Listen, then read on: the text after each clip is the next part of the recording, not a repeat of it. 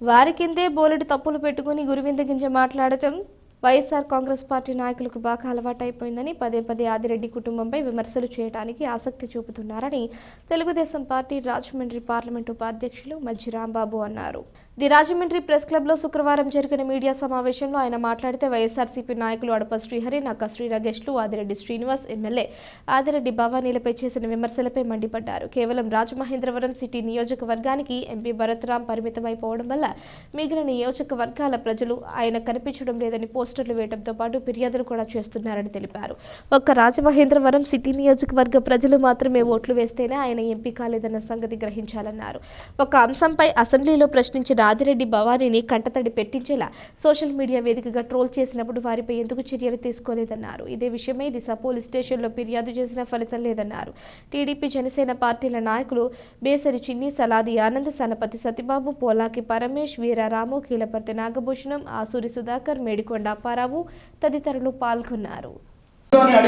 ప్రతి పౌరుడికి ఉంటుంది. అలాంటిది వాసు గారు ఒక ఎమ్మెల్యే భర్తగా రాజమండ్రిలో వాళ్ళకి 33 ఓట్లు మెజార్టీ ఇచ్చే ఈ ప్రజలందరి కోసం పోరాటానికి ఆయన మాట్లాడుతుంటే నువ్వెవరని మాట్లాడడానికి మరి ఆయనకి ఎలా అనిపించిందో, ఆయన అనుభవం ఏమైందో నాకు తెలియట్లేదు. తర్వాత ఇన్సైడ్ ట్రేడింగ్ అని చెప్పి అన్నారు. ఇన్సైడ్ ట్రేడింగ్ అని చేశారు ఖచ్చితంగా. ఎందుకంటే రైతులకి దళారు లేలే, రైతుల దగ్గర దళారు లేలే. రైతులకి ఏదో 17 లక్షల రూపాయలు కాస్ట్ అయ్యేది 20 లక్షల రూపాయలు అనౌన్స్ చేస్తే వాళ్ళు ఏదో ఎక్కువ వస్తుంది కదా అని చెప్పి అనౌన్స్ చేసిందని సంతకాలు పెట్టిన తర్వాత కానీ 40 లక్షల రూపాయలు డీడీలు వచ్చాయని వాళ్ళకి తెలియదు. ఆ 40 లక్షల డీడీలు రూపాయల వెనక్కి తీసుకున్నారని మమ్మల్ని ప్రూవ్ చేయమన్నారు. ఒకటే ప్రూవ్ చేయాలంటే చెప్తున్నాను నేను.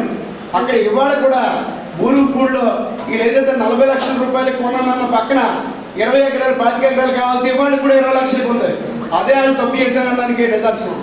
ఇవాళ చంద్రబాబు నాయుడు లాంటి, కొల్లి రవీంద్ర లాంటి, రామకృష్ణారెడ్డి గారు లాంటి, ఆదిరెడ్డి భవానీ, ఆదిరెడ్డి వాసు గారిని, ఆదిరెడ్డి అప్పారావు గారిని కూడా జైల్లో పెట్టిన పరిస్థితుల్లో సామాన్యులు వచ్చి మాకు 17 లక్షలు ఇచ్చారండి, 20 లక్షలు ఇచ్చారండి, 40 లక్షలు అని చెప్పి ధైర్యం లేక వాళ్ళు మాతో బాధ చెప్పుకొని వెనక్కి వెళ్ళారు తప్ప రానున్న రోజుల్లో మా దగ్గర ప్రణాళిక ఉంది.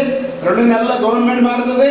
ఎవరెక్కడ తేడా చేశారు, ఎవరిని ఏం చేయాలి, ఈ ప్రజాధనాన్ని వెనక్కి తిరిగి ఎలా ఎక్కించాలన్న ప్రణాళిక అంతా మా దగ్గర ఆల్రెడీ ఉంది. మేము అది 2 నెలలు పోయిందని చెప్తాం.